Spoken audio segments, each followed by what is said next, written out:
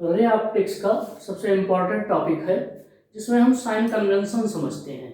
अगर हमें sign convention समझ में आ गया तो सारी चीज़ें समझ में आ जाएंगी बेटा। तो साइन कन्वेंशन के लिए एक हम लेते हैं मिरर, और मिरर में मिरर फार्मूला के माध्यम से, जैसा कि फार्मूला हम जानते हैं 1/f is equal to 1/v plus 1/u होता है।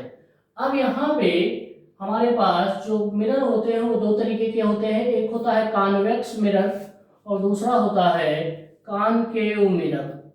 अब कॉन्वेक्स और कॉनकेव मिरर के लिए हम क्या करेंगे, हम साइन कन्वेंशन समझेंगे। तो सबसे पहले हम जो भी दूरी लेंगे वो पोल से लेंगे। तो पोल हमारा कौन सा है, ये है।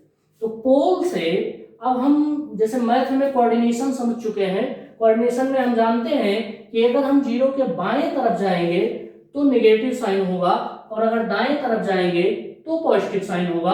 अगर हम ऊपर की तरफ जाएंगे तो पॉजिटिव होगा, और अगर हम नीचे की तरफ जाएंगे तो नेगेटिव होगा।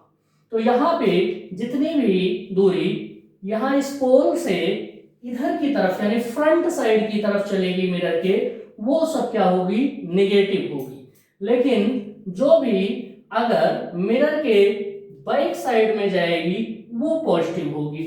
अब मान लीजिए इमेज अगर यहाँ पे बन रहा है तो फिर ये पॉजिटिव होगा, और अगर इन्वर्टेड बन रहा है तो फिर नेगेटिव होगा।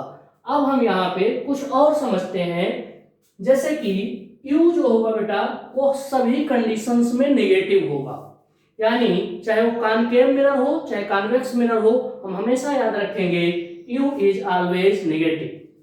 V जो होगा वो नेगेटिव होगा फॉर रियल के लिए, क्योंकि रियल जो है वो हमेशा फ्रंट पे बनेगा, और V जो होगा वो पॉजिटिव होगा वर्चुअल के लिए, क्योंकि वर्चुअल हमेशा बैक पे बनेगा।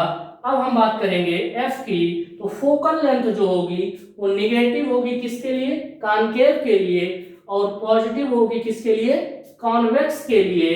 तो इस तरीके से अगर हम मैग्निफिकेशन की बात करें तो मैग्निफिकेशन नेगेटिव होगा फॉर रियल इमेज और पॉजिटिव होगा फॉर वर्चुअल इमेज। तो इस तरीके से एक उसमें हम साइन कन्वेंशन को सीख सकते हैं। धन्यवाद।